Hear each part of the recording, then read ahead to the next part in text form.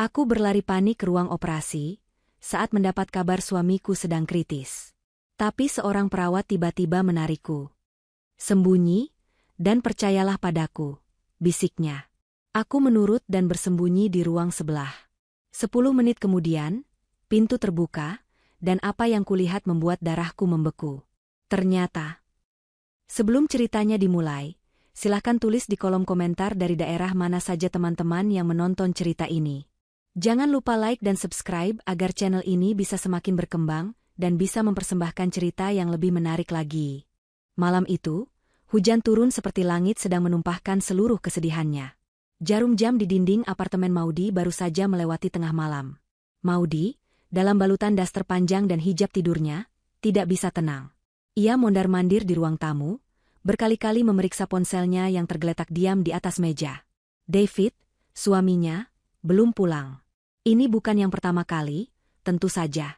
Proyek konstruksi besar yang sedang ditangani David seringkali menuntutnya kerja lembur. Tapi malam ini, perasaannya berbeda. Ada keresahan aneh yang merayap di dadanya, sedingin udara malam yang menusuk. Tadi sore mereka sempat berdebat kecil. Bukan masalah besar, hanya soal keuangan. Maudy meminta David sedikit mengerem pengeluaran mereka yang boros, tapi David menanggapinya dengan gusar. Ia bilang Maudy tidak mengerti tekanan pekerjaannya. Biasanya, David akan mengirim pesan. Masih di lokasi, atau, macet, tunggu saja. Tapi malam ini, ponselnya sunyi. Maudy mencoba meneleponnya 3 kali. Panggilan pertama masuk, tapi tidak diangkat. Panggilan kedua dan ketiga langsung masuk ke kotak suara. Mungkin baterainya habis, Maudy mencoba menenangkan dirinya sendiri. Tapi firasat buruk itu tidak mau pergi. Hujan di luar semakin deras, suaranya seperti genderang perang yang ditabuh tanpa henti. Maudy berjalan ke jendela, menyingkap tirai. Jalanan di bawah basah dan berkilau, kosong. Ia memeluk dirinya sendiri, merasakan dingin. Ia memikirkan ibu mertuanya, yang selalu khawatir berlebihan jika David terlambat. Syukurlah ibu tidak tinggal bersama mereka. Kalau tidak, suasana pasti akan lebih tegang. Tepat pukul 12.30, dering telepon rumah yang nyaring memecah kesunyian. Suaranya begitu keras di tengah malam yang hening, membuat Maudy terlonjak kaget. Jantungnya langsung berdebar kencang. Telepon rumah jarang sekali berbunyi. Dengan tangan gemetar, ia mengangkat gagang telepon. "Halo," suaranya serak. "Selamat malam. Apa saya berbicara dengan Ibu Maudy, istri dari Tuan David?" Suara di seberang terdengar datar, profesional, dan sangat dingin. "Ya, saya sendiri. Ada apa dengan suami saya?" Maudy mencengkeram gagang telepon erat-erat. "Ibu, mohon tenang. Suami Anda, Tuan David, mengalami kecelakaan mobil parah di Jalan Tol Cikampek. Ambulans baru saja membawanya ke Rumah Sakit Medika Utama. Kondisinya kritis. Beliau sedang dilarikan ke ruang operasi darurat saat ini juga." Dunia Maudy seakan berhenti berputar. Gagang telepon itu terasa licin di tangannya. "Kritis? Operasi?" Kata-kata itu keluar seperti bisikan. "Betul, Ibu. Dokter kami, Dokter Herman, yang akan memimpin operasinya. Kami sarankan Anda segera datang ke rumah sakit." Suara itu melanjutkan, tapi Maudy sudah tidak benar-benar mendengar. Dokter Herman? Maudy mengenali nama itu. Dokter Herman adalah dokter keluarga kepercayaan David. David sangat menghormatinya. Ini sedikit menenangkan, tapi kata, kritis, terus terngiang di kepalanya. Saya akan segera ke sana." Maudy menutup telepon tanpa menunggu jawaban. Selama beberapa detik, ia hanya berdiri mematung. Kakinya lemas. Tidak, ini tidak mungkin. Ini mimpi buruk. David, suaminya yang kuat, yang selalu tampak tak terkalahkan, kini kritis. Otaknya memerintahkan tubuhnya bergerak, tapi tubuhnya menolak. Lalu, adrenalin memompanya. Ia menyambar hijab bergo panjang yang tergantung di dekat pintu, tidak peduli dengan penampilannya. Ia bahkan tidak mengganti daster tidurnya. Kunci mobil, dompet. Hanya itu yang ia pikirkan. Ia berlari keluar dari apartemen, menuruni lift dengan perasaan hampa. Hujan menyambutnya dengan tamparan dingin di wajah begitu ia keluar dari lobi. Maudy berlari ke mobilnya di parkiran. Tangannya begitu gemetar, hingga ia kesulitan memasukkan kunci ke lubang pintu. Setelah 3 kali mencoba, akhirnya pintu terbuka. Ia menghidupkan mesin, dan tanpa menunggu mesin panas, ia langsung menginjak gas. Perjalanan ke rumah sakit Medika Utama seharusnya memakan waktu 30 menit dalam kondisi normal. Tapi malam itu, dengan hujan deras dan kepanikan yang membutakan, Maudy merasa perjalanan itu berlangsung selamanya. Ia mengemudi seperti orang kesetanan. Air mata mengaburkan pandangannya, bercampur dengan air hujan di kaca depan. Wiper mobil bekerja keras, tapi tidak cukup cepat menghalau derasnya air dan air mata. Pikirannya melompat-lompat. Bayangan David tertawa saat mereka makan malam minggu lalu. Bayangan David marah saat mereka berdebat tadi sore. Rasa bersalah menusuknya. Kenapa ia harus marah soal uang? Bagaimana jika itu adalah percakapan terakhir mereka? Ya Allah, selamatkan dia. Tolong selamatkan suami hamba. Maudy terus merapalkan doa, bibirnya gemetar. Ia tidak peduli lagi jika ia menerobos lampu merah atau menyalip mobil lain dengan berbahaya. Yang ia inginkan hanya sampai dan melihat David. Sampai dan memastikan bahwa kata kritis itu hanyalah kesalahan. Akhirnya, gedung putih besar Rumah Sakit Medika Utama terlihat. Ia memarkir mobilnya sembarangan di area penurunan darurat, mengabaikan teriakan petugas keamanan. Ia berlari masuk ke lobi UGD, napasnya terengah-engah, bajunya basah kuyup oleh hujan dan air mata. Suami saya, David. Korban kecelakaan, teriaknya pada perawat di meja depan. Perawat itu memeriksa komputer. Tuan David. Benar. Beliau sudah dipindahkan ke lantai 4. Area bedah. Ibu bisa naik lift di sebelah sana, lalu belok kiri. Ruang operasi nomor 3. Terima kasih. Maudy tidak membuang waktu. Ia menekan tombol lift dengan tidak sabar. Menunggu lift terasa seperti selamanya. Ia memutuskan berlari lewat tangga darurat. Ia menaiki 4 lantai tanpa henti, jantungnya serasa mau copot. Ia tiba di lantai 4, koridornya sunyi, steril, dan berbau antiseptik yang tajam. Bau rumah sakit yang selalu ia benci. Koridor itu panjang dan remang-remang, hanya diterangi lampu neon putih. Belok kiri. Ia melihatnya di ujung koridor. Sebuah pintu ganda dari baja. Di atasnya, sebuah lampu merah menyala terang, dengan tulisan yang membuat darahnya serasa membeku, Ruang Operasi 3. Operasi berlangsung. David ada di dalam sana, berjuang antara hidup dan mati. Maudy mempercepat larinya, air mata kembali mengalir. Ia harus masuk. Ia harus melihatnya. Tangannya terulur, gemetar hebat, siap mendorong pintu baja yang dingin itu. Tangan Maudy hanya berjarak beberapa sentimeter dari permukaan baja yang dingin itu. Ia bisa merasakan hawa dingin dari ruang ber-AC di baliknya. Ia menarik napas, siap menerobos masuk, siap menghadapi apapun, asal ia bisa berada di sisi David. Tepat saat ujung jarinya menyentuh logam, sebuah tangan yang kuat mencengkeram lengannya dari samping. Jangan. Maudy terpekik pelan, berbalik kaget. Seorang perawat muda menatapnya dengan mata terbelalak ngeri. Perawat itu mengenakan seragam bedah biru lengkap, masker operasinya tergantung di leher. Wajahnya pucat, tapi matanya menyiratkan urgensi yang menakutkan. Di name tagnya tertulis, Suster Hana. Anda istri Tuan David, bisik perawat itu cepat, suaranya rendah dan mendesak. Maudy mengangguk panik, masih berusaha melepaskan cengkeraman tangan perawat itu. Ya, suami saya di dalam. Saya harus masuk. Lepaskan saya. Tidak. Suster Hana mengencangkan cengkeramannya, menarik Maudy menjauh dari pintu operasi. Jangan masuk. Jangan biarkan mereka tahu Anda sudah ada di sini. Ini penting sekali. Dahi Maudy berkerut. Kebingungan mengalahkan kepanikannya sesaat. Apa maksud Anda? Siapa? Mereka? Suami saya kritis. Saya harus. Dengarkan saya, Ibu. Mata Suster Hana menatap lurus ke mata Maudy, memohon. Saya tahu ini gila, tapi ini bukan operasi penyelamatan. Ini jebakan. Kata-kata itu menghantam Maudy seperti batu. Jebakan? Apa maksud Anda? Dr. Herman ada di dalam.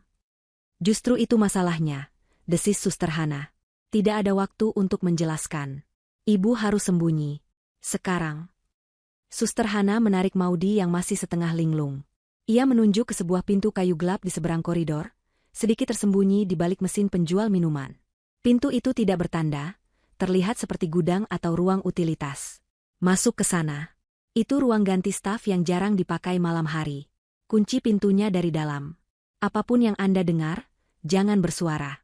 Jangan keluar sampai saya datang menjemput Anda. Apapun yang terjadi, jangan keluar. Otak Maudy berputar. Ini tidak masuk akal.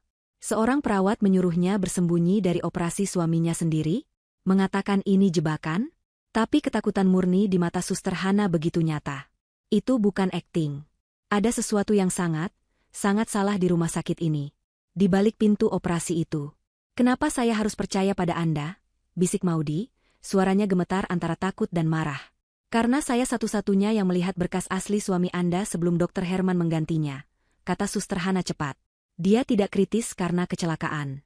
Cepat, mereka bisa keluar kapan saja. Dorongan terakhir itu berhasil. Suster Hana praktis mendorong Maudy ke seberang koridor. Maudy, dengan pikiran kacau, menuruti. Ia membuka pintu ruang ganti itu. Gelap dan pengap. Bau kopi basi dan keringat. Suster Hana mendorongnya masuk. Kunci pintunya.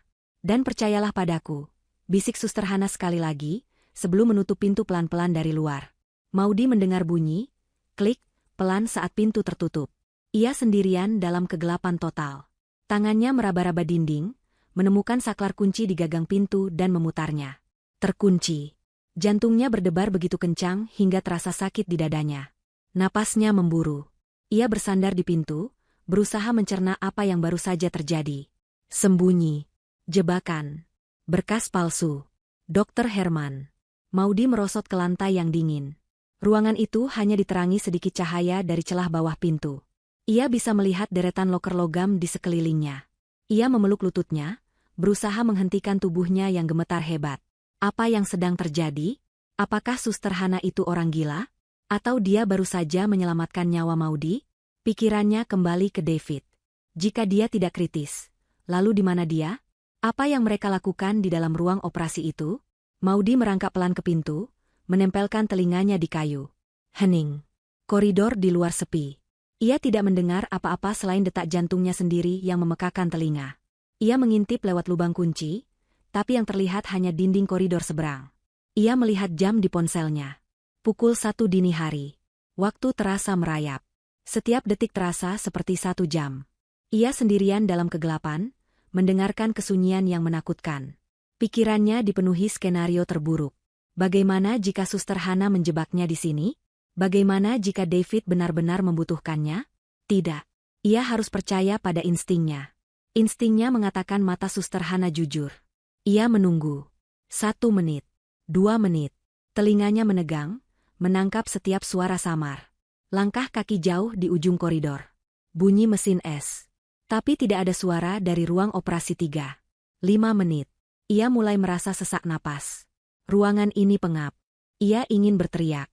Ia ingin berlari keluar dan mendobrak pintu operasi itu. 7 menit. Ia berdoa dalam hati. Bukan lagi hanya untuk David, tapi juga untuk dirinya sendiri. Ia merasa seperti tikus yang terperangkap. 10 menit. 10 menit terpanjang dalam hidupnya. Tiba-tiba, ia mendengar suara, klik, yang jelas dari seberang. Bukan dari pintunya, tapi dari koridor. Maudy menahan napas. Ia menempelkan matanya ke lubang kunci, tapi sudutnya salah. Ia bergeser, mencari celah di engsel pintu. Di celah sempit antara pintu dan kusennya, ia bisa melihatnya. Lampu merah di atas ruang operasi 3 telah padam. Operasi sudah selesai. Kemudian, Maudy mendengar suara desisan pelan. Pintu baja ruang operasi itu terbuka. Pintu baja ruang operasi itu mendesis pelan saat terbuka. Suara itu, dalam kesunyian koridor yang steril, terdengar seperti retakan gletser. Maudy menahan napas, seluruh tubuhnya menegang di balik pintu ruang ganti yang gelap. Ia menempelkan matanya ke celah sempit di antara pintu dan kusennya. Ini adalah satu-satunya jendelanya ke dunia yang baru saja terbalik. Siluet pertama yang keluar adalah Dr. Herman. Ia masih mengenakan seragam bedahnya yang berwarna biru, tapi maskernya sudah ia turunkan ke leher. Ia tidak terlihat seperti dokter yang baru saja berjuang menyelamatkan nyawa pasien kritis. Ia tidak terlihat lelah, stres, atau sedih. Ia tampak santai. Ia sedang melepas sarung tangan karetnya yang berlumuran darah palsu dengan gerakan yang tenang. Maudy merasakan gelombang rasa mual pertama. Lalu, siluet kedua muncul. Maudy mengharapkan ranjang dorong. Ia mengharapkan tubuh tak berdaya yang ditutupi selimut. Ia mengharapkan bunyi monitor jantung. Apa yang ia lihat membuat darah di nadinya serasa membeku. Itu David. Suaminya. David tidak terbaring. David tidak didorong. David berjalan. Ia melangkah keluar dari ruang operasi dengan kedua kakinya sendiri. Ia juga mengenakan seragam bedah biru, seolah-olah dia adalah bagian dari tim, bukan pasien. Ia meregangkan punggungnya, memutar lehernya ke kiri dan ke kanan seolah-olah baru saja duduk terlalu lama. Dia sehat. Dia bugar. Dia tidak terluka sedikitpun. Maudy menutup mulutnya dengan kedua tangan. Erangan putus asa nyaris keluar dari tenggorokannya. Ini tidak mungkin. Ini halusinasi. Ini pasti efek dari syok dan panik. Lalu orang ketiga keluar. Seorang wanita. Wanita itu berambut pirang panjang, tubuhnya tinggi semampai, dan ia mengenakan gaun malam yang elegan di balik jas dokter putih yang jelas bukan miliknya. Maudy langsung mengenalinya. Maria, asisten pribadi David, yang selalu menatap Maudy dengan tatapan meremehkan di setiap acara perusahaan. David selalu bilang Maudy cemburu buta. Ternyata Maudy tidak buta, ia hanya naif. Rencana berjalan sempurna, suara David terdengar jelas di koridor yang sepi. Suaranya dalam dan tenang. Tidak ada getaran kesakitan. Maudy serasa ditinju di ulu hati. Dr. Herman terkekeh pelan, membuang sarung tangannya ke tempat sampah medis. Tentu saja berjalan sempurna. Stafku di UGD sudah kuatur. Berkas kecelakaan palsu sudah masuk ke sistem. Ambulans palsu itu bekerja dengan baik. Saat ini, Tuan David secara resmi tercatat mengalami pendarahan internal hebat. Aku tidak sabar melihat wajah Maudy, kata Maria, suaranya seperti desisan ular. Ia menyodorkan sebotol air mineral kepada David. Dia pasti sedang panik di jalan, menangis terseduh-seduh. Wanita bodoh yang menyedihkan. David tertawa. Tertawa. Suara tawa yang dulu selalu menenangkan Maudy, kini terdengar seperti suara iblis.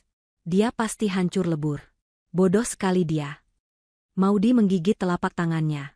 Rasa sakit fisik itu tidak ada apa-apanya dibanding rasa sakit di hatinya. Mereka tidak hanya mengkhianatinya. Mereka mempermainkannya. Mereka menjadikannya bahan tertawaan dalam skenario mematikan mereka. Yang penting, begitu dia sampai, Dr. Herman menyela, nadanya kembali serius. Kita mainkan peran kita. David, kau harus segera ke ruang pemulihan. Berbaring. Pasang infus dan monitor. Kau harus terlihat lemah, tapi stabil pasca operasi. Aku tahu, kata David, memutar bola matanya. Aku lemah, tapi selamat berkat dokter hebat ini. Aku akan menemui Maudy di ruang tunggu, lanjut Dr. Herman. Aku akan sampaikan kabar baik sekaligus kabar buruk. Operasinya berhasil, pendarahannya berhenti. Tapi, ia sengaja menggantungkan kalimatnya. Tapi, tanya Maria, matanya berbinar penuh antisipasi. Tapi, kata Dr. Herman, senyum tipis tersungging di bibirnya, kita menemukan sesuatu yang lain saat operasi. Gumpalan darah di dekat livernya. Sangat berbahaya. Kita butuh tanda tangannya untuk prosedur kedua besok pagi. Prosedur pembersihan internal yang sangat mendesak. Dan sangat berisiko, tentu saja, tambah David, menyeringai. Tepat sekali, Dr. Herman mengangguk. Sebuah prosedur dengan risiko komplikasi anestesi yang sangat tinggi. Sayang sekali jika terjadi sesuatu di meja operasi. Tapi kita sudah berusaha semaksimal mungkin. Maudy akhirnya mengerti. Semuanya menjadi jelas dalam sekejap. Bukan David yang menjadi target. Bukan kecelakaan ini. Semuanya adalah panggung. Panggung yang disiapkan untuk dirinya. Pikirannya melayang kembali ke 3 minggu lalu. David pulang membawa setumpuk dokumen. Polis asuransi jiwa baru. Nilainya miliaran. Maudy bertanya kenapa harus membuat yang baru. David bilang ini untuk jaminan hari tua, untuk masa depan mereka. Maudy ingat ia sempat bercanda, kenapa aku yang diasuransikan? Seharusnya kan kamu, kerjamu berisiko di proyek. David hanya tertawa dan berkata, ini bagian dari paket investasi, sayang. Tanda tangan saja. Dan Maudy, seperti biasa, percaya. Ia menandatanganinya. Ia baru saja menandatangani surat kematiannya sendiri. Dan perdebatan tadi sore. Itu bukan soal pengeluaran. Maudy mengeluh karena premi asuransi baru itu terlalu mahal. Ia meminta David membatalkannya. Pantas saja David marah besar. Maudy tanpa sadar sedang merusak rencana pembunuhannya. Dan setelah dia tidak pernah bangun dari meja operasi itu, suara David membuyarkan lamunan ngerinya, polis asuransi itu cair. Miliaran. Kita bisa pergi dari negara ini, Maria. Memulai hidup baru. Maria tertawa dan memeluk lengan David. Aku sudah memesan tiket ke Swiss. Mereka bertiga. Suaminya, simpanannya, dan dokter keluarganya. Mereka bertiga telah merencanakan pembunuhannya dengan begitu rapi, di tempat yang seharusnya paling aman di dunia, rumah sakit. Darah Maudy tidak lagi membeku. Darahnya mulai mendidih. Rasa takut yang melumpuhkan itu perlahan berubah menjadi sesuatu yang lain. Sesuatu yang dingin, keras, dan tajam. Kemarahan.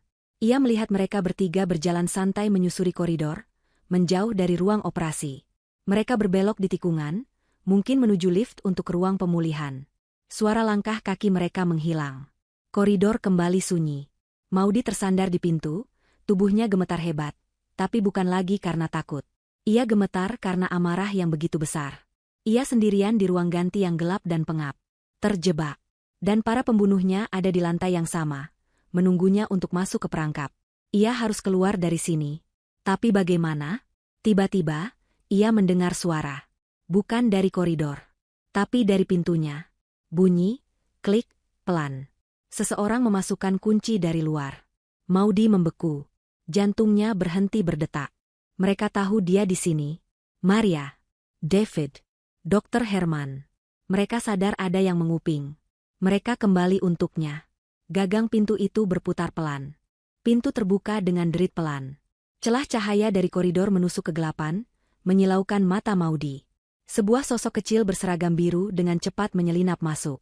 Suster Hana, bisik Maudy, rasa lega membanjirinya begitu hebat hingga kakinya terasa lemas. Suster Hana menutup pintu dengan cepat dan menguncinya kembali dari dalam. Ia bersandar di pintu, napasnya terengah-engah. Wajahnya pucat pasi di bawah cahaya redup yang masuk dari celah pintu. Ibu lihat mereka? Tanya Suster Hana, suaranya gemetar. Maudy tidak bisa bicara. Ia hanya bisa mengangguk. Air mata kemarahan dan pengkhianatan akhirnya mengalir di pipinya. Ibu dengar percakapan mereka? Desak Hana lagi. Maudy mengangguk lagi. Semuanya, bisiknya serak. Asuransi. Operasi palsu. Rencana mereka untukku besok. Suster Hana memejamkan matanya sejenak, seolah ikut merasakan sakitnya. Ya Allah, saya sudah menduganya, tapi mendengarnya langsung. Kenapa? Kenapa Anda membantu saya? Tanya Maudy, menatap perawat muda itu. Anda mempertaruhkan segalanya. Suster Hana duduk di lantai di sebelah Maudy, menarik napas dalam-dalam. Saya sudah curiga pada Dr. Herman sejak lama. Sejak saya masih perawat junior di bagian administrasi bedah. Maudy mendengarkan, mencengkeram lengan Suster Hana seolah itu adalah satu-satunya pegangan di dunia yang baru saja runtuh. Dia bukan dokter, kata Hana pelan, matanya menatap kosong ke loker di depan mereka. Dia penjagal. Dia punya spesialisasi. Kecelakaan, di meja operasi. Dia mencari pasien yang kaya raya dengan polis asuransi besar, atau pasien lansia yang tidak punya keluarga lagi. Dia akan menjadwalkan operasi sederhana, lalu di tengah operasi, terjadi komplikasi. Reaksi anestesi yang fatal. Pendarahan yang tidak terduga. Sesuatu yang tidak bisa dibuktikan sebagai malpraktik. Pasien meninggal, lanjut Hana, suaranya mengeras, polis asuransi cair. Dan entah bagaimana, Dr. Herman selalu menerima donasi besar untuk penelitiannya beberapa minggu kemudian. Dia menjijikkan. Tapi bagaimana Anda tahu soal David? Soal saya? Tanya Maudy. Malam ini, saya yang bertugas jaga di lantai bedah. Jelas Hana. Saya melihat jadwal operasi darurat atas nama Tuan David. Kodenya, kecelakaan trauma tumpul abdomen. Tapi ada yang aneh. Tidak ada data pendukung dari UGD. Biasanya, data pasien UGD masuk secara otomatis. Ini, kosong. Seolah-olah pasien ini muncul begitu saja di depan ruang operasi. Rasa dingin merayapi tulang punggung Maudy. Karena penasaran, lanjut Hana, saya gunakan akses saya untuk memeriksa log sistem.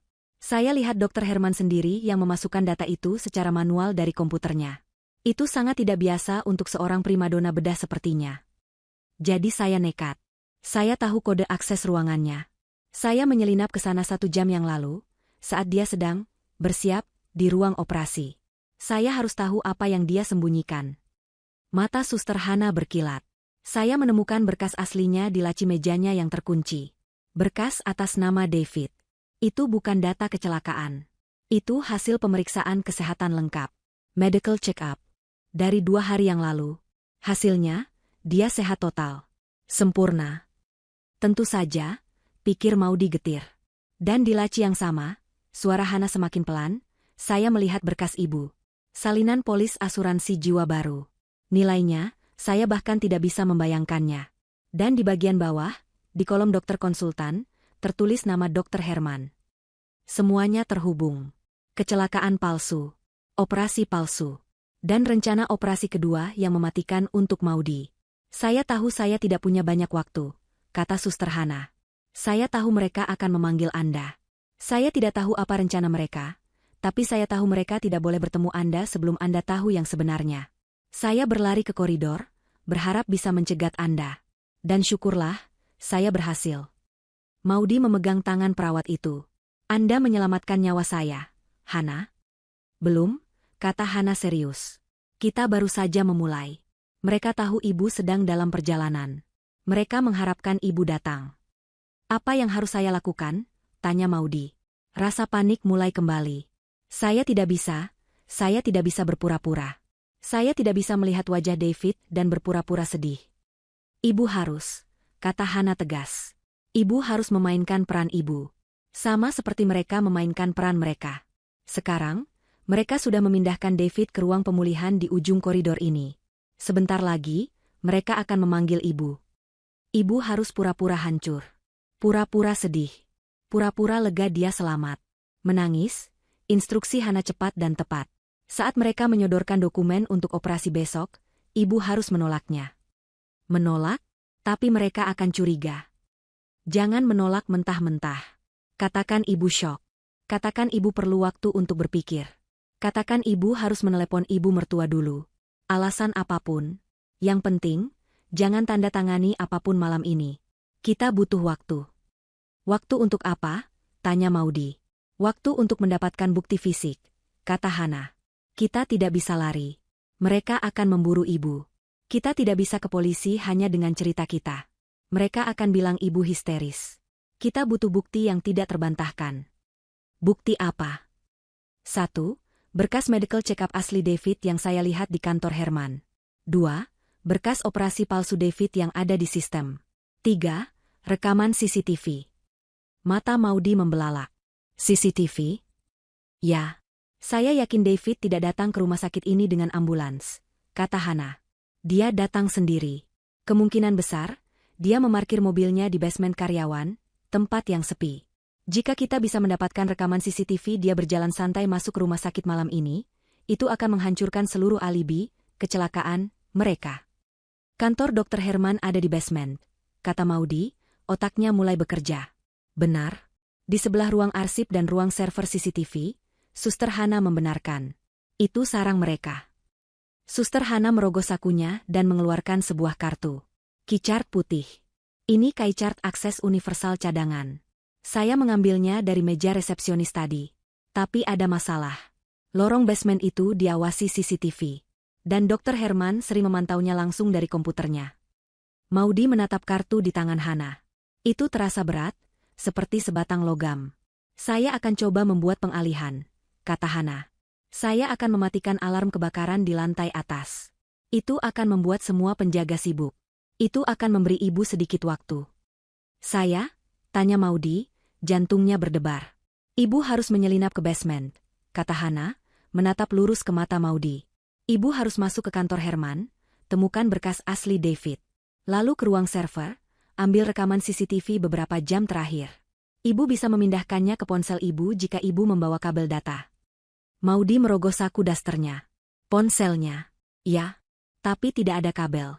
Gunakan ini. Hana melepas flash disk kecil dari gantungan kunci seragamnya. Colokkan ke servernya. Salin datanya. Cepat. Hana, saya tidak tahu caranya. Ibu pasti bisa, potong Hana. Ibu harus. Ini satu-satunya cara kita. Setelah itu, kita bertemu di pintu keluar darurat di basement. Kita pergi dari sini, bersama. Suster Hana baru saja memberinya misi yang mustahil. Turun ke sarang singa, mencuri bukti, sementara para pembunuhnya berkeliaran bebas di lantai atas. Tepat pada saat itu, ponsel Maudy yang ada di tangannya bergetar. Sebuah panggilan masuk.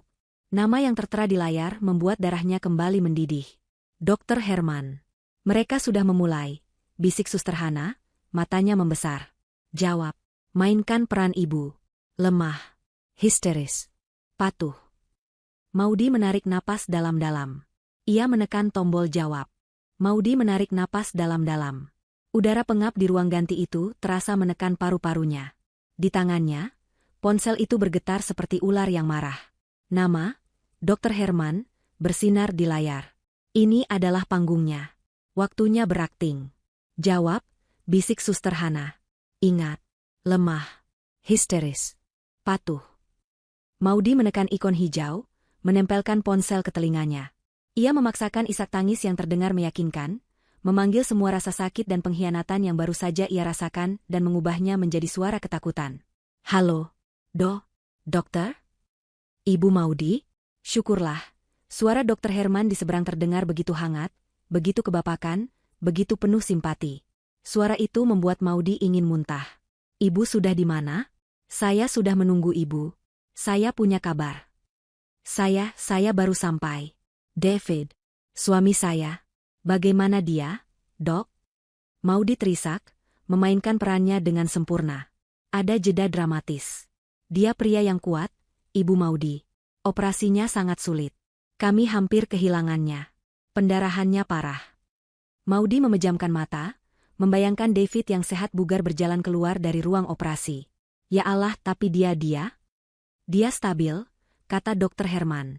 Tim saya berhasil menghentikan pendarahannya. Dia masih sangat lemah, tapi dia sudah melewati masa kritisnya.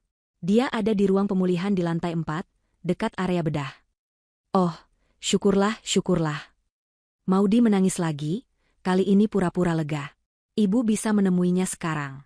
Tapi ada hal lain yang perlu kita bicarakan secepatnya. Ini menyangkut langkah selanjutnya, kata Dr. Herman, nadanya berubah serius. Tolong temui saya di ruang pemulihan nomor 2. Baik, Dok. Saya ke sana sekarang. Maudy menutup telepon. Ia menatap Suster Hana. Wajahnya keras. Waktunya, kata Maudy. Ingat, kata Hana, memegang kedua bahu Maudy. Mereka akan menyodorkan dokumen. Alasan apapun, jangan tanda tangani. Katakan ibu syok, perlu menelepon keluarga. Lalu pergi dari sana. Saya akan mengurus pengalihan. Turun ke basement lewat lift service di ujung koridor, dekat tangga darurat. Saya akan menyusul ibu di pintu keluar basement. Bawa buktinya. Maudy mengangguk. Ia membuka pintu ruang ganti pelan-pelan. Koridor sepi. Ia menarik napas sekali lagi, lalu berjalan keluar. Ia tidak lagi berjalan sebagai Maudy yang ketakutan. Ia berjalan sebagai Maudy yang sedang berburu. Tapi di luar, ia adalah istri yang hancur. Ia berjalan menyusuri koridor, langkahnya sengaja dibuat terhuyung-huyung. Ia melihat pintu bertanda, ruang pemulihan 2. Ia mendorongnya pelan. Ruangan itu lebih redup. Hanya diterangi cahaya dari monitor-monitor di samping tempat tidur. Dan di sanalah mereka. Dr. Herman berdiri di samping tempat tidur, memegang clipboard. Maria, si wanita ular, berdiri di sudut ruangan, wajahnya memasang ekspresi prihatin yang dibuat-buat. Dan di atas tempat tidur, terbaring David. Maudy nyaris tertawa getir. Akting mereka sempurna. Wajah David dipoles agar terlihat pucat. Sebuah selang infus, yang Maudy yakin hanya berisi air garam, tertancap di punggung tangannya. Monitor EKG di sampingnya berbunyi, bip bip bip. Dengan irama yang stabil dan meyakinkan. Mata David terpejam, dadanya naik turun dengan napas yang diatur agar terlihat lemah. David. Oh, suamiku. Maudy berlari ke sisi tempat tidur, langsung menangis histeris. Ia menggenggam tangan David. Tangan itu hangat dan kuat, bukan tangan orang yang baru saja hampir mati. Maudy harus menahan seluruh kekuatannya agar tidak meremukan jemari suaminya itu. Dokter, dia pucat sekali. Maudy menoleh ke Dr. Herman, matanya yang berhijab basah oleh air mata palsu. Dr. Herman menepuk bahunya dengan gerakan yang merendahkan. Dia kehilangan banyak darah, Bu Maudy. Tapi dia akan pulih. Seperti yang saya bilang, dia kuat.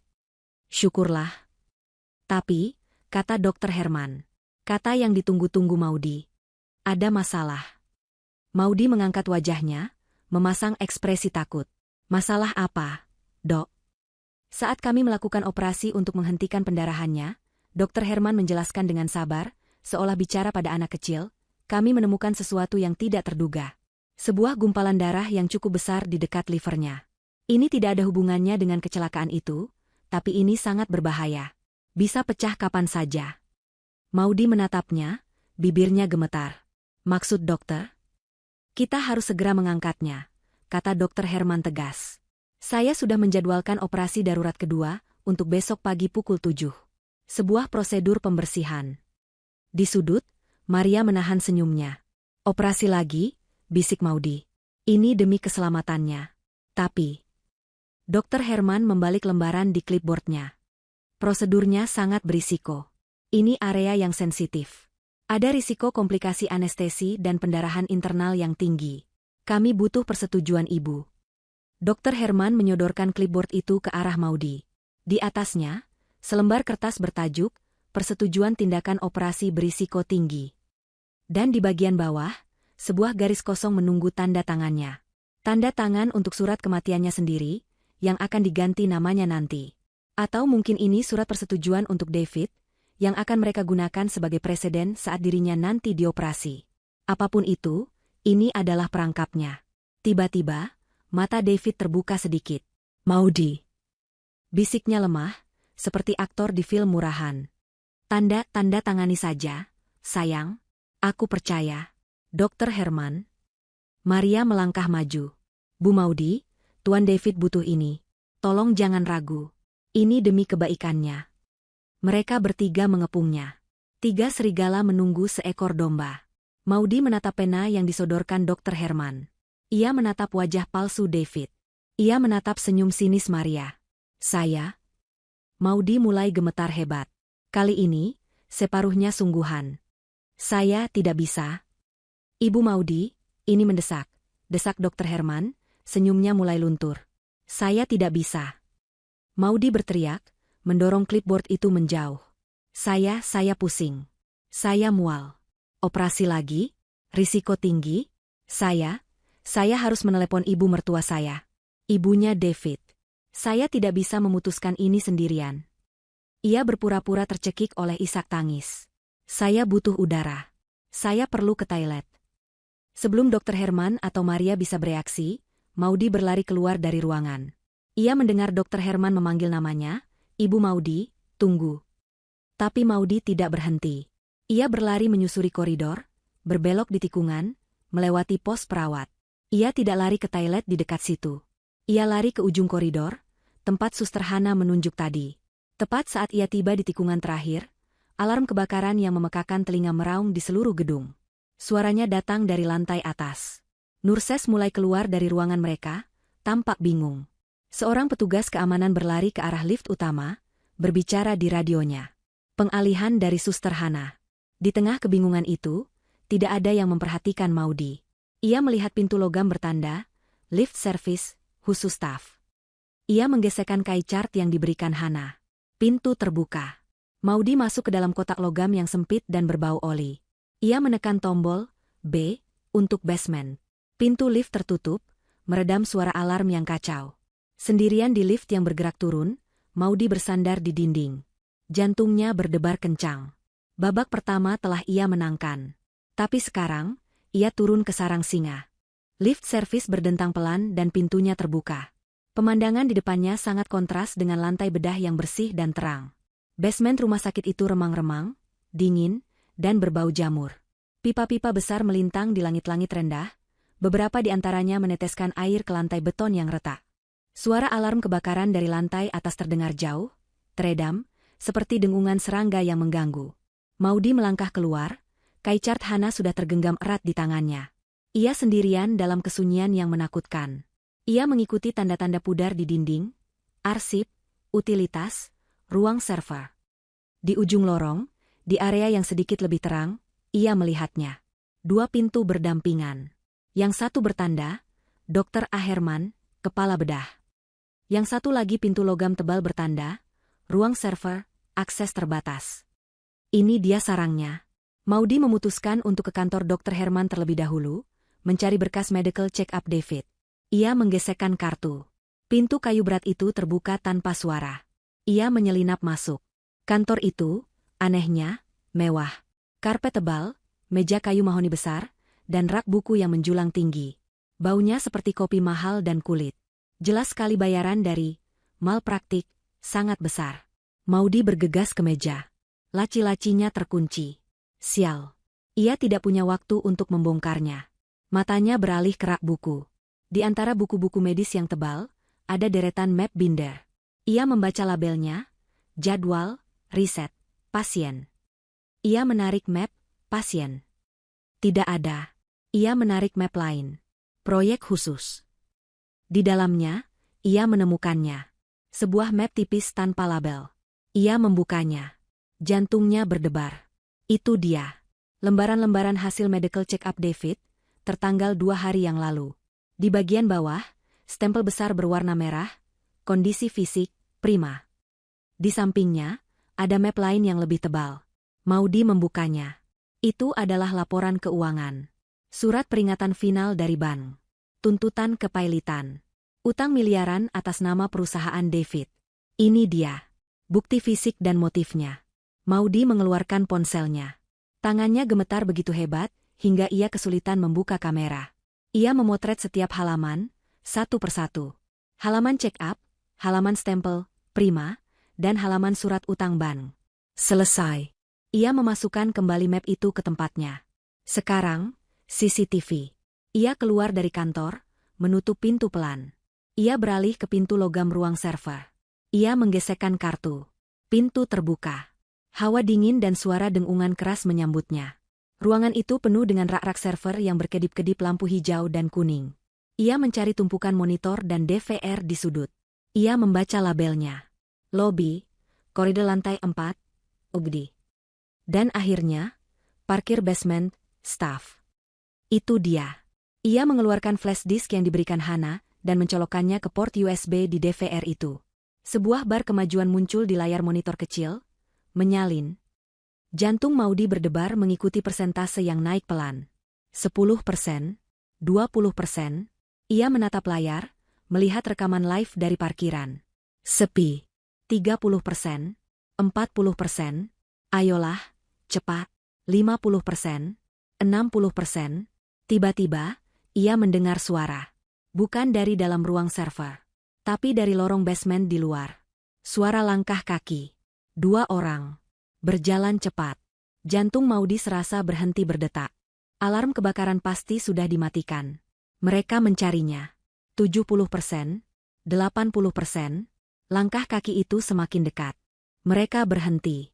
Tepat di luar. Dia tidak mungkin jauh. Suara Dr. Herman terdengar jelas, teredam pintu logam. Periksa kantorku. Aku akan periksa server. Maudy panik. Ia melihat ke layar. 95%, 98%. Gagang pintu ruang server mulai berputar. 99%. Salin selesai. Maudy mencabut flash disk itu, tepat saat pintu server terbuka.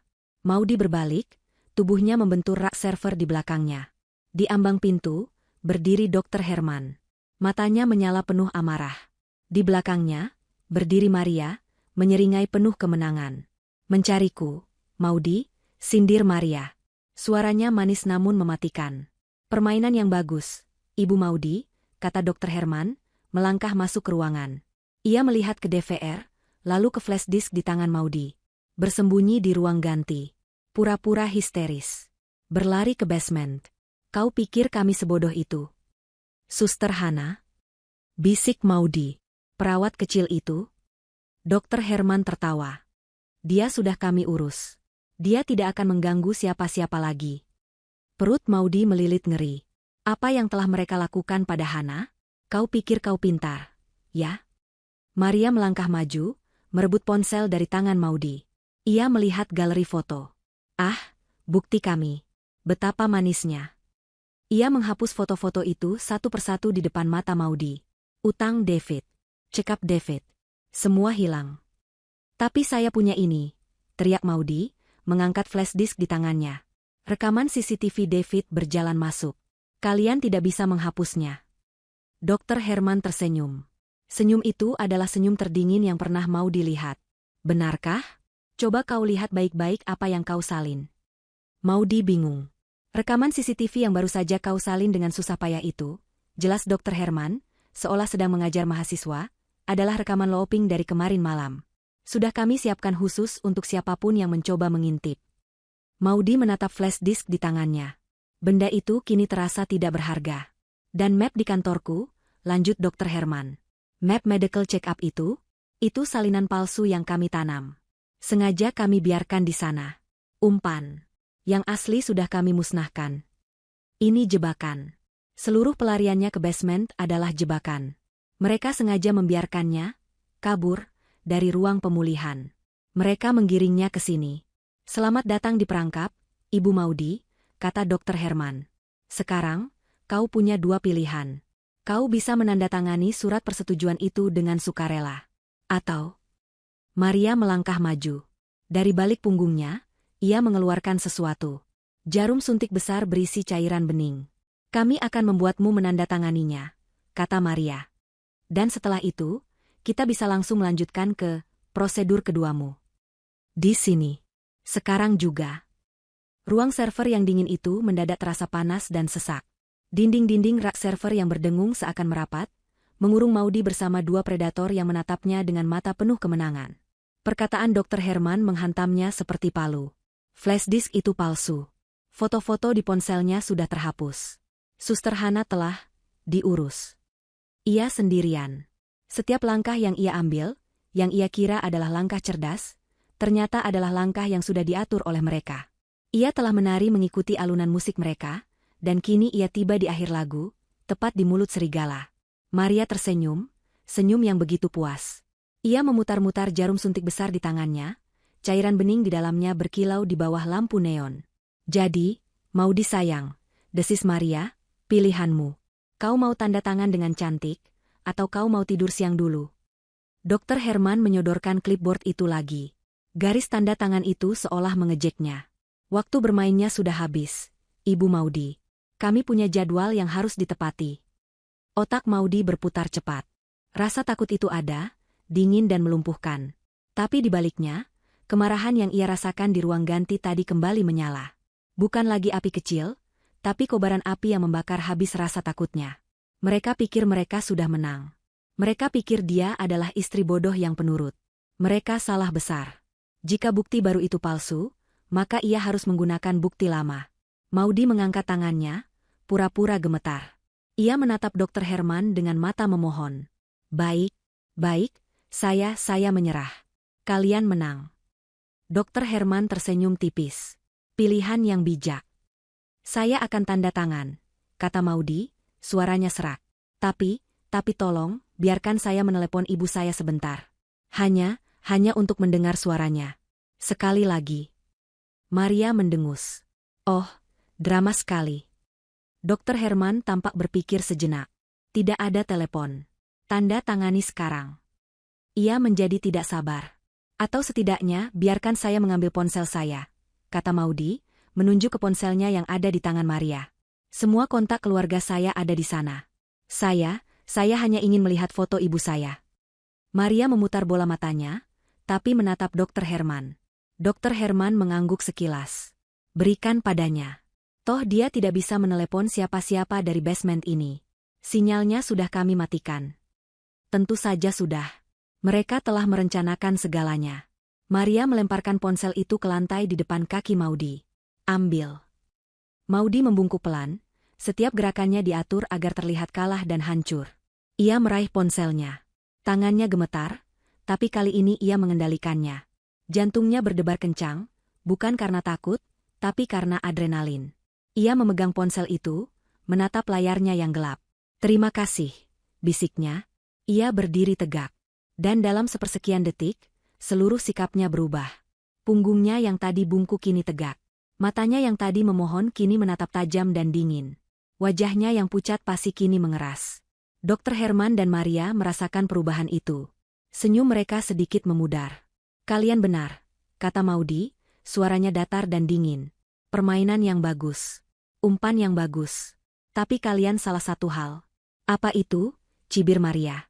Kalian pikir saya baru tahu kebusukan suami saya malam ini. kata Maudy. Padahal, saya sudah mencium bau bangkai ini sejak berbulan-bulan lalu. Ia membuka kunci ponselnya. Maria sudah menghapus foto-foto di galeri. Tapi Maria tidak tahu cara mencari di folder audio tersembunyi. Sebelum saya menandatangani apapun, kata Maudy, saya mau kalian berdua dengar ini. Anggap saja ini lagu pengantar tidur. Ia menekan tombol play. Tidak ada yang terjadi selama 1 detik. Lalu, sebuah suara memenuhi ruang server. Suara David. Jernih dan jelas. Tidak, aku tidak peduli soal audit. Suara David di rekaman itu terdengar marah.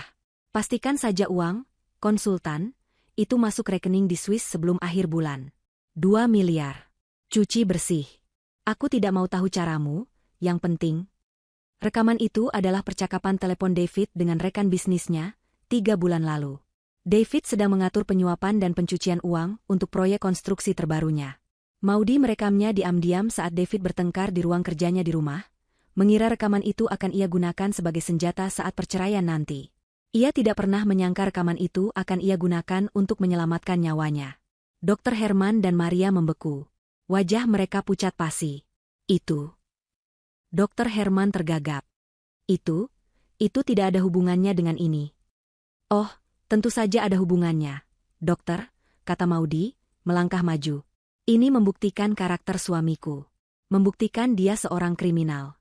Dan rekaman ini, ditambah dengan kesaksianku, akan membuat polisi mengorek semua bisnisnya. Termasuk bisnis asuransimu. Kau tidak akan keluar dari ruangan ini hidup-hidup.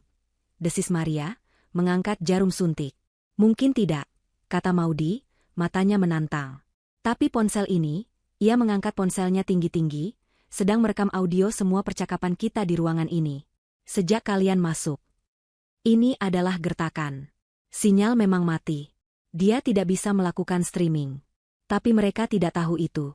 Dan rekaman ini, lanjut Maudy, suaranya semakin keras, tersambung ke cloud.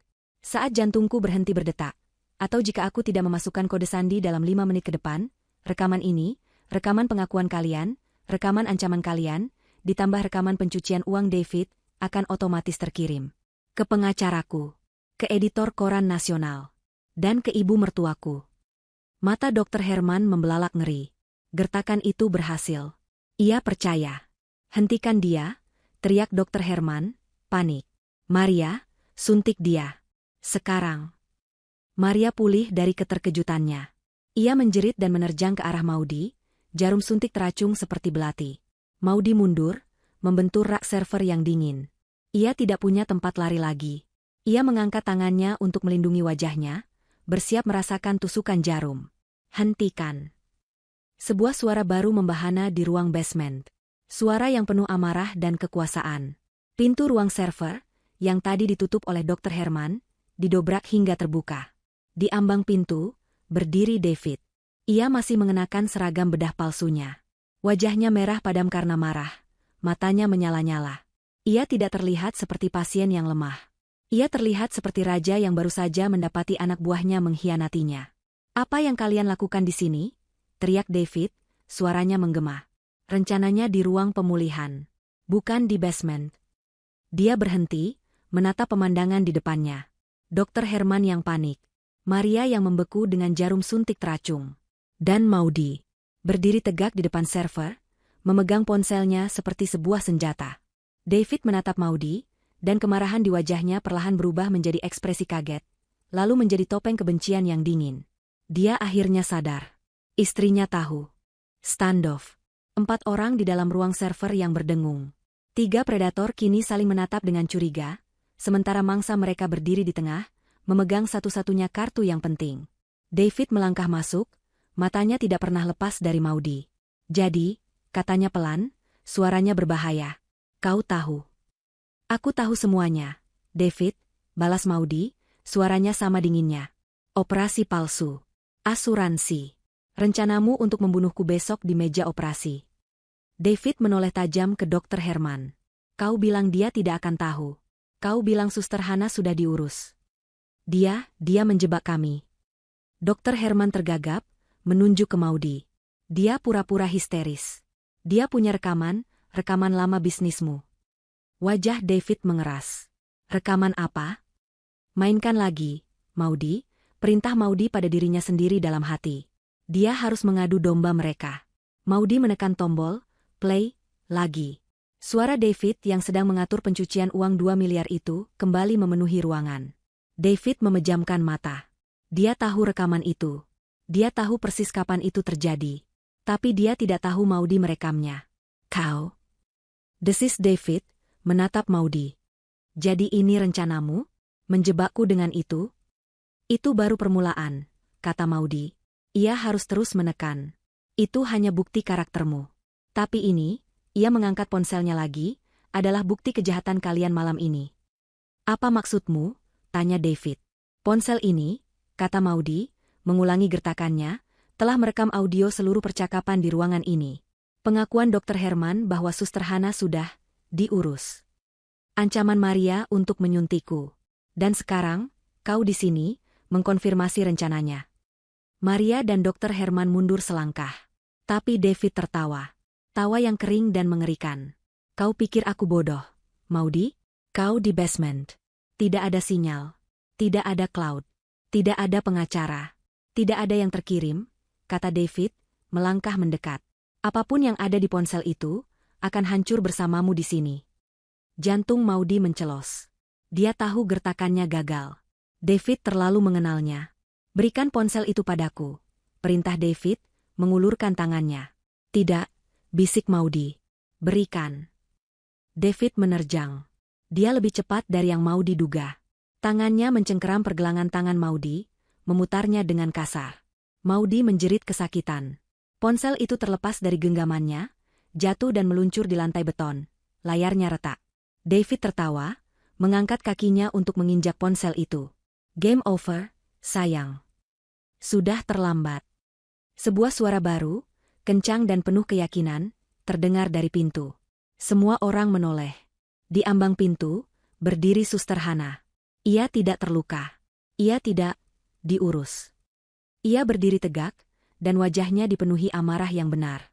Dan ia tidak sendirian. Di belakangnya, berdiri 2 petugas keamanan rumah sakit yang berbadan tegap, wajah mereka keras. Mata David membelalak.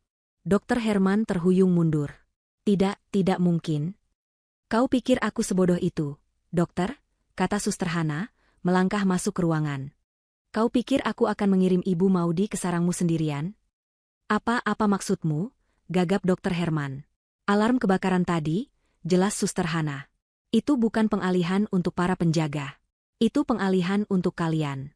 Saat kalian sibuk memburu Maudie, aku dan mereka, ia menunjuk ke petugas keamanan, pergi ke ruang kontrol utama.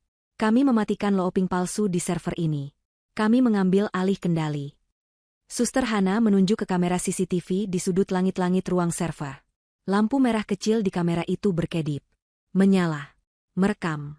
Setiap kata yang kalian ucapkan di ruangan ini, kata Suster Hana, setiap ancaman, setiap pengakuan, sudah terekam. Secara live.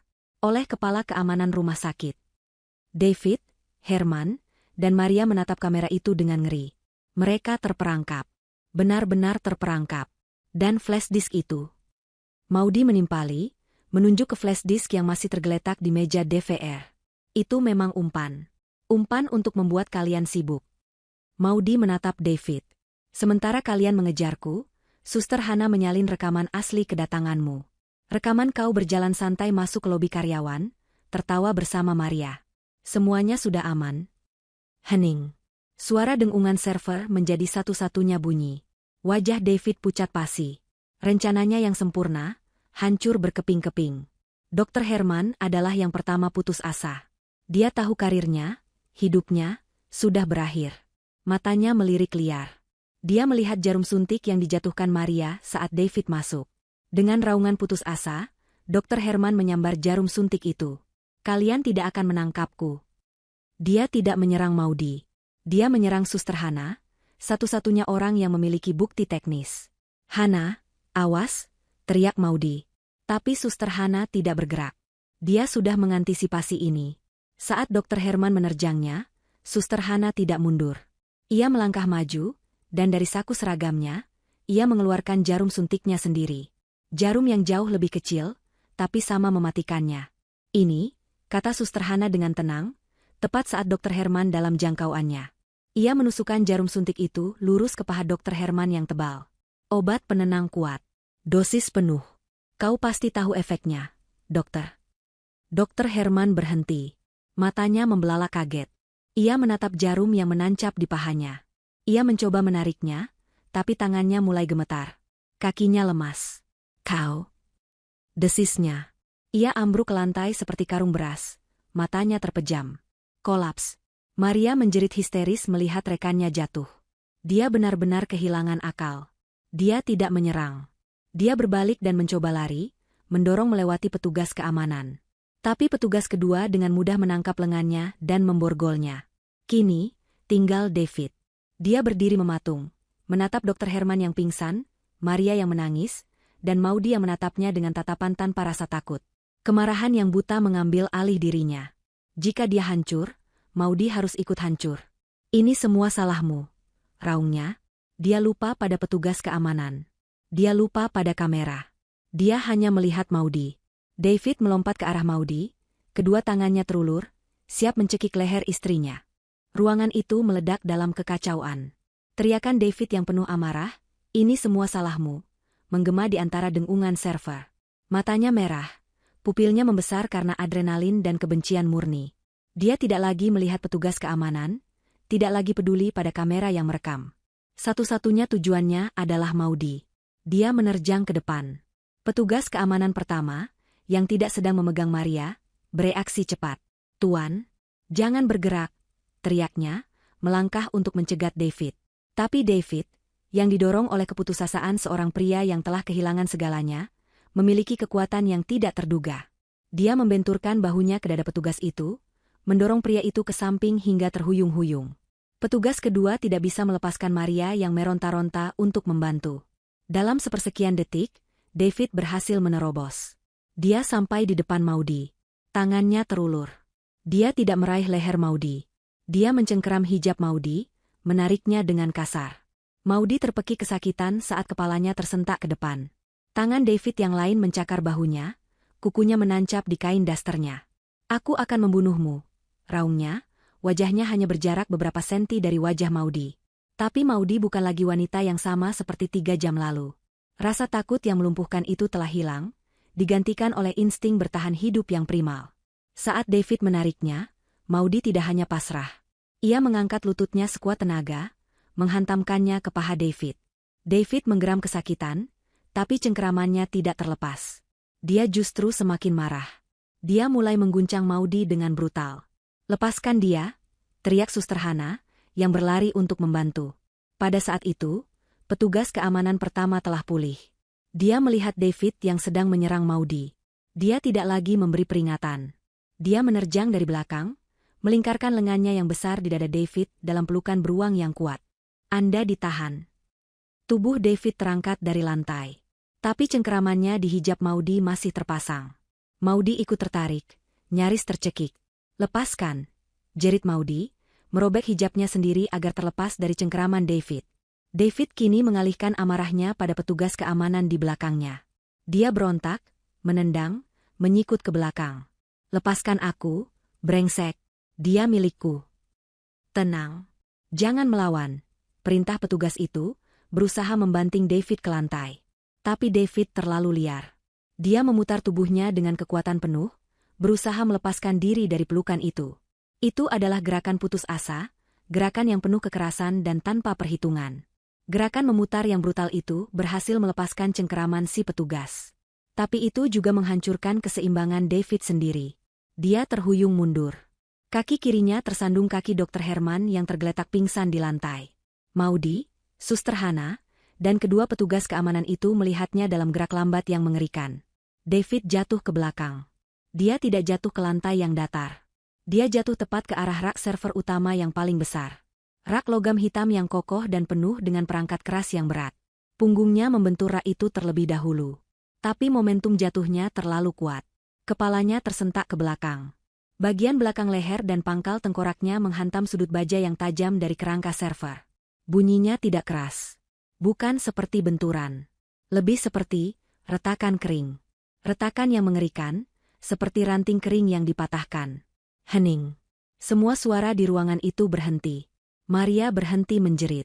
Para petugas keamanan membeku. Dengungan server yang konstan tiba-tiba terdengar memekakan telinga. David tidak meluncur ke lantai. Dia tersangkut dalam posisi duduk yang aneh, punggungnya bersandar di rak, kepalanya terkulai ke samping dengan sudut yang tidak wajar.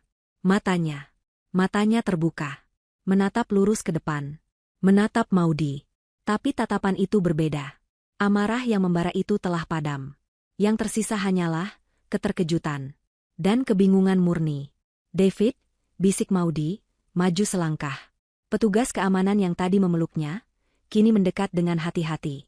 Tuan David, ambulans, panggil ambulans ke basement, teriaknya pada rekannya. David membuka mulutnya. Tidak ada suara keluar. Hanya desisan napas yang dangkal. Dia mencoba mengangkat tangannya.